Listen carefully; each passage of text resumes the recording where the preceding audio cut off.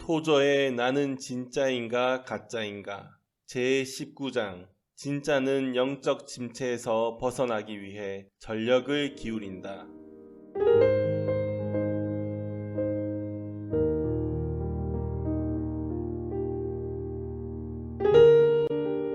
인생의 권태기가 불가피한 것이 아닌데도 권태기는 흔한 현상들 중 하나가 되었다. 영적인 것들에 대한 흥미가 사라지고 삶의 재미가 많이 또는 전부 사라져서 영적으로 침체기에 빠져본 적이 없는 그리스도인은 거의 없을 것이다. 영적으로 둔감한 상태에 빠지게 되는 원인들이 다양하기 때문에 그에 대한 해결 방법도 다양할 수밖에 없다. 때로는 영적 침체가 우리 자신의 잘못 때문에 생길 수도 있다.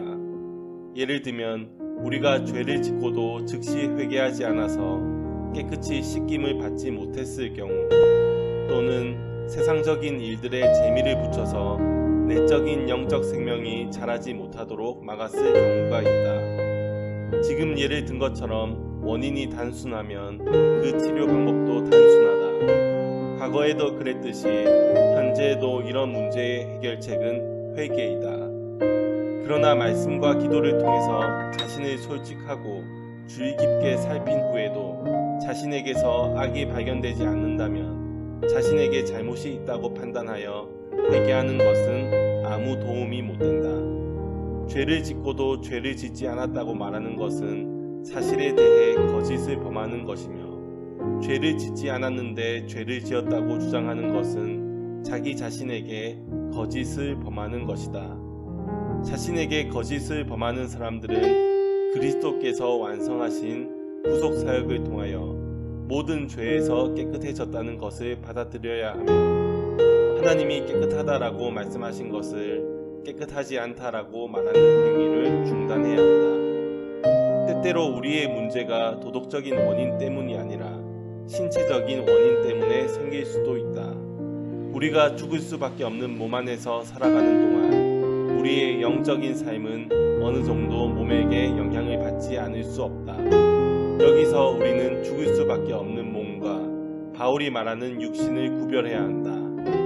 바울이 육신이라고 말할 때 그것은 우리 인간의 타락한 본성을 가리키는 것이지 성령의 전인 우리의 몸을 가리키는 것이 아니다.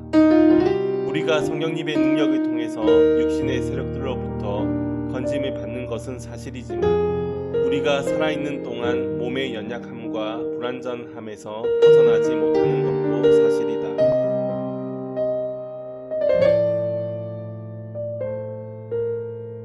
영적 침체와 무기력의 원인들 중에서 종종 우리가 간과하기 쉬운 것은 피로이다. 셰익스피어는 치통 때문에 괴로운 사람은 철학자가 될 수 없다고 말했다. 피곤한 상태에서는 경건과 거룩함의 상태로 몰입하는 것이 지극히 어렵다. 주님의 일을 하느라고 피곤해진 그리스도인이 그 피로를 풀지 못하면 결국 그는 침체 상태에 빠지고 만다. 그가 주님의 포도원에서 일했다고 해서 그의 피로가 다른 데서 일한 것보다 줄어드는 것은 아니다. 우리 주님도 이 사실을 잘 아셨기 때문에 때때로 제자들을 쉬게 하셨다. 한 주의 중요한 설교를 주일 저녁에 하게 되면 회중은 목사들의 가장 좋은 설교들을 꽤 피곤한 상태에서 듣게 되며 그 결과 사역의 효율성이 떨어지고 만다. 존 번영 같은 사람들이 종종 새벽 5시에 설교를 했다는 글을 읽고 나는 약간 놀랬다. 물론 존 번영의 시대와 우리의 시대는 문화적 배경이 다르다. 여기서 내가 지적하고 싶은 것은 우리의 믿음의 조상은 기운이 넘치는 청중을 상대로 설교하려고 노력한 반면 우리는 피곤한 청중에게 설교하는 관습에 빠져 있다는 것이다. 단언하건대 그들이 좀 더 효율적으로 사역했다고 말할 수 있다.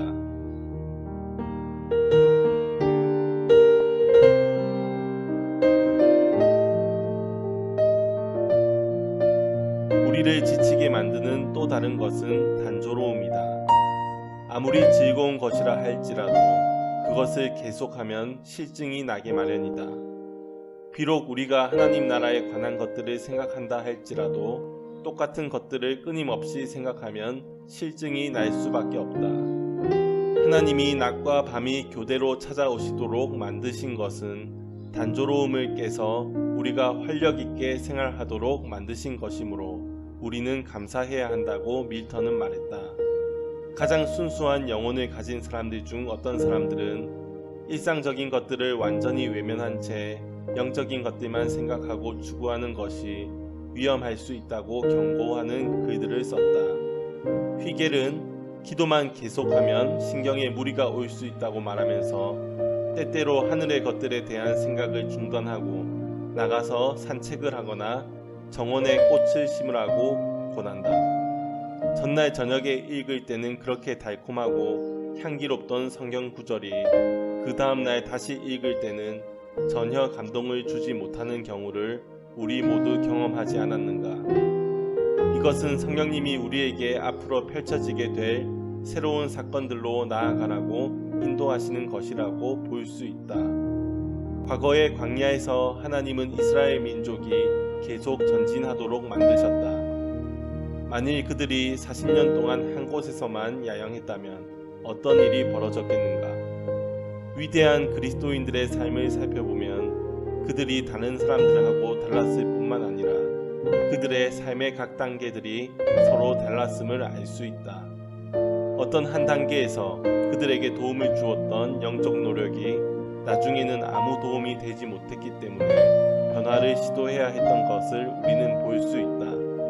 신앙적 권태에 빠지지 않기 위해서 우리는 비록 좋은 습관이라 할지라도 판에 박힌 습관에 빠지지 말아야 한다. 우리 주님도 알맹이 없는 공허한 반복에 대하여 경고하셨다. 물론 공허하지 않은 반복이 있는 것도 사실이다. 그러나 자주 반복되는 기도가 간절함을 잃어버릴 때 공허해지고 만다.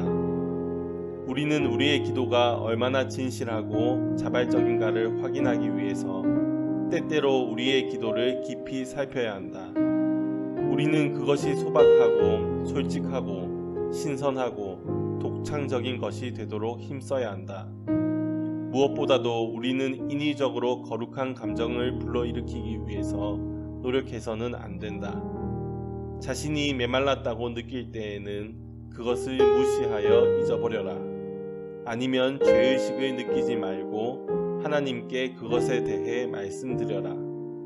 우리가 어떤 잘못을 범해서 메마른 것이라면 성령님이 말씀을 통하여 우리의 잘못을 깨닫게 하실 것이다. 요컨대 무기력한 침체에 빠지지 않기 위해서 우리는 적절한 휴식을 취하고 하나님에게 허심탄회하게 말씀드리는 훈련을 하고 생활에 활력을 불어넣을 수 있는 다양한 변화를 시도하고 앞으로 나아가라는 하나님의 음성에 귀를 기울이고 언제나 조용히 신앙으로 살아가야 한다.